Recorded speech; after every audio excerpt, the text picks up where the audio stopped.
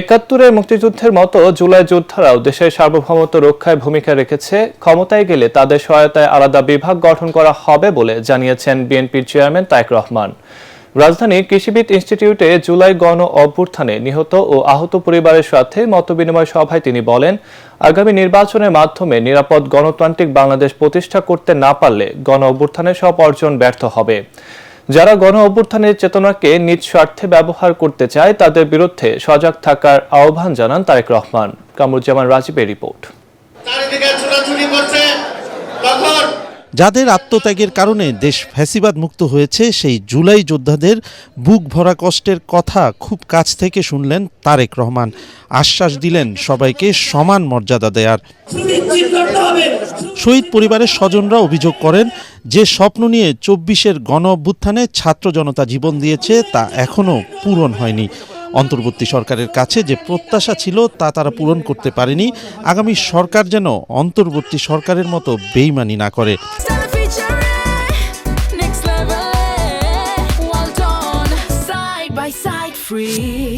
আমার আহনাফ রক্ত দিয়েছে বিধায় আপনি আজকে এখানে আছেন। আমাদের সন্তানদের হত্যার বিচারটুকু করবেন। আওয়ামী লীগ সন্ত্রাসী বাহিনী এবং পুলিশ বাহিনী একত্রিত হয়ে আমার এই ডান হাতটা দ্বিগল্যতি করে ফেলে। পেটের বেদনা, কত দুঃখ, কত কষ্ট তার। আমি বলতে চাই, এই সরকার যে কাজ করেছে বাংলাদেশ আপনি থেকে ছাড়বে না। বিএনপি নেতারা বলেন, জাতির মুক্তির দিশারি জুলাই যোদ্ধাদের সম্মান জানাতে না পারলে ভবিষ্যতে কেউ দেশের জন্য জীবন দিতে আসবে না। দেশের জন্য যারা জীবন দেয়, যারা আহত হয়, তাদেরকে যদি শ্রদ্ধা করতে না পারি তাহলে ভবিষ্যতে আর কেউ দেশের জন্য, দেশের মানুষের জন্য জীবন দেবে না, আহত হবে। সবাই প্রধান অতিথির বক্তব্যে বিএনপির চেয়ারম্যান তারেক রহমান বলেন, ২৪-এর আন্দোলন কোনো ব্যক্তি, দল বা গোষ্ঠীর নয়। এ আন্দোলন ছিল গণতন্ত্রকামী মানুষের গণ আন্দোলন। ২০২৪ সালের আন্দোলন কোনো ব্যক্তি, দল বা গোষ্ঠীর নয়। এ কারণেই আমি বলি, ১৯৭১ সাল ছিল স্বাধীনতা অর্জনের, ২০২৪ সালের আন্দোলন ছিল দেশ এবং জনগণের স্বাধীনতা রক্ষা। তিনি বলেন, ২৪-এর বিজয়কে সুসংহত করতে হলে প্রত্যেক নাগরিকের রাজনৈতিক ও অর্থনৈতিক অধিকার নিশ্চিত করতে হবে। সুবিধাবাদীদের বিরুদ্ধে সজাগ থাকতে হবে। যারা স্বাধীনতা রক্ষার আন্দোলনকে দলীয় স্বার্থ রক্ষার আন্দোলনে পরিণত করতে চায়, তাদের সম্পর্কে স্বাধীনতা প্রিয় গণতান্ত্রিকামী মানুষকে অবশ্যই সজাগ থাকা জরুরি। একটি নিরাপদ গণতান্ত্রিক বাংলাদেশ প্রতিষ্ঠার জন্য আগামী জাতীয় নির্বাচন অত্যন্ত অত্যন্ত এবং অত্যন্ত গুরুত্বপূর্ণ। আমরা যদি একটি নিরাপদ গণতান্ত্রিক বাংলাদেশ প্রতিষ্ঠা করতে ব্যর্থ হই, তাহলে এইভাবেই আমাদেরকে শোক সমাবেশ আর শোকগাথা চলতে থাকবে। সরকার গঠনের দায়িত্ব পেলে বিএনপি শহীদদের উদ্দেশ্য বাস্তবায়িত করবে। গণতন্ত্রের বিজয় যাত্রা অর্জিত হবে বলে জানান তারেক রহমান। কামরুজ্জামান রাজীব, এটিএন বাংলা, ঢাকা। জামায়াত ক্ষমতায় গেলে দেশ থেকে চাঁদাবাজি চিরতরে বিদায় হবে বলে জানিয়েছেন দলটির নায়েবে আমির ডক্টর সৈয়দ আব্দুল্লাহ মাহমুদ তাহের। ৫টি বিশ্ববিদ্যালয়ে ছাত্র সংসদ নির্বাচনে শিবিরের নিরঙ্কুশ বিজয়ে প্রভাব জাতীয় নির্বাচনে পড়বে বলে আশাবাদী তিনি। রাষ্ট্রীয় অতিথি ভবন যমুনায় প্রধান উপদেষ্টা ডক্টর মোহাম্মদ ইউনূসের সঙ্গে জামায়াতের আমিরের নেতৃত্বে প্রতিনিধি দলের বৈঠক শেষে এসব কথা বলেন দলটির নায়েবে আমির। মিজান শাহজাহানের রিপোর্ট। দেশের চলমান পরিস্থিতি নিয়ে আলোচনা করতে প্রধান উপদেষ্টা ডক্টর মোহাম্মদ ইউনূসের সঙ্গে জামাতের এই বৈঠক। দলের আমির ডাক্তার শফিকুর রহমানের নেতৃত্বে প্রতিনিধি দলে আরও ছিলেন নায়েবে আমির doctor Syed Abdullah Mahmud Taher, secretary general অধ্যাপক মিয়া গোলাম পরোয়ার ও সহকারী সেক্রেটারি জেনারেল রফিকুল ইসলাম খান। সোয়া ঘণ্টার বৈঠক শেষে সংবাদ মাধ্যমের সাথে কথা বলে জামাতের প্রতিনিধি দল। সম্মানিত আমির জামাতের নেতৃত্বে এই ডেলিগেশন দীর্ঘ সময় ধরে প্রয়োজনীয় তথ্য, পরামর্শ, মত বিনিময় করেছেন। দ্বৈত নাগরিকত্ব ও ঋণখেলাপির অভিযোগে প্রার্থিতা বাতিল হওয়া কয়েকজনকে বৈধ করতে নির্বাচন কমিশনকে একটি দল চাপ দিচ্ছে বলে দাবি করে জামাত।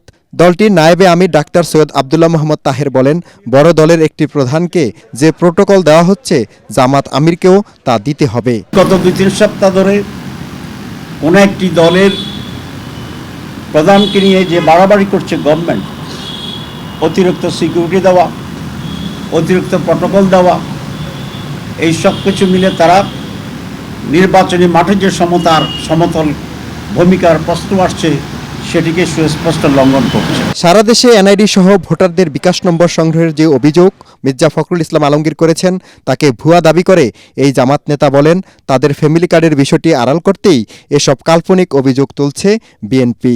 কোনো ধরনের চাপে নতি স্বীকার না করে যে দলেরই হোক, ইভেন জামাত ইসলামীরও যদি হয়, তাহলে আরপিওর যে নিয়ম আছে সেই নিয়মের ভিত্তিতে যেন বৈধ এবং অবৈধ বিষয়টিকে ফয়সলা করা হয়। কিছু উপদেষ্টা আছে যারা ওনাকে বিভ্রান্ত করে এবং অনেক কিছু ওনাকে জানতে দেয় না। উনি আজকে বলেছেন যে আমি তো এত কিছু জানি না, তাহলে বোঝা গেল যাদের দায়িত্ব ওনাকে জানানো তারা অনেক কিছু থেকে ওনাকে ডার্কে রাখে।